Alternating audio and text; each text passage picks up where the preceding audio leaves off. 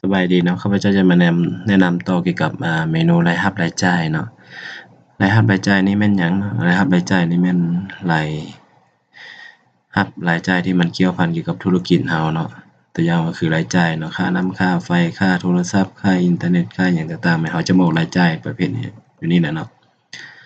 ตัวอย่างว่ามีรายจ่ายนี่2ประเภทเนาะสมมุติว่าค่าน้ำค่าไฟเนาะค่าน้ำเนี่ยใส่ข้อมูลละเอียดแม่นไผจ่ายเนาะเหตุผลในการจ่ายจำนวนเงินเท่าใดเนาะรายรับเด้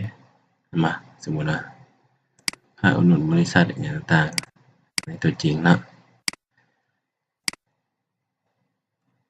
เราลงตัวนี้เพื่อหยังเพื่อเรารู้ว่ารายรับรายจ่ายที่มันเกี่ยวพันเกี่ยวกับธุรกิจเราเนาะเวลาเราไปเบิ่งรายงานผู้บริหารเพิ่นเบิ่งเนาะจะรู้ได้กำไรขาดทุนอยู่นี่เนาะคือรายรับอื่นๆรายจ่ายอื่นๆเนาะเวลาเรามาลงตัวจริงนะเราจะรู้ได้กำไรขาดทุนสมมุติว่ามื้อนี้อันมียอดขายเท่าใด1ล้านปลายเนาะมีรายจ่ายรายรับส่ำใดรายจ่ายจะแม่นตัวนี้บวกตัวนี้ลบด้วยตัวนี้เนาะจะได้กำไรคือตัวนี้หั้นแล้วมันจะไปลบให้ออโตเกี่ยวกับราคาต้นทุนได้เด้อจังรู้กำไรสุทธินี่เนาะ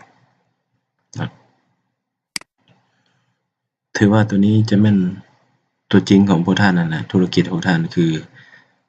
มื้อนี้มีรายจ่ายเกี่ยวกับหยังแน่อิหยังต่างๆเราต้องลงนี้เนาะเช่นว่ารับแขกบ่อิหยังต่างๆเนาะต้องได้ลงนี้เพื่อหยังเพื่อให้ผู้บริหารเพิ่นรู้เนาะเกี่ยวกับการเคลื่อนไหวอิหยังต่างๆเกี่ยวกับมื้อนี้นะเจ้านั่นถือว่าเป็นเมนูรายรับรายจ่ายเนาะในเมนูต่อไปครับเจ้าจะแนะนำเกี่ยวกับระบบรายงานเนาะเจ้าขอบใจ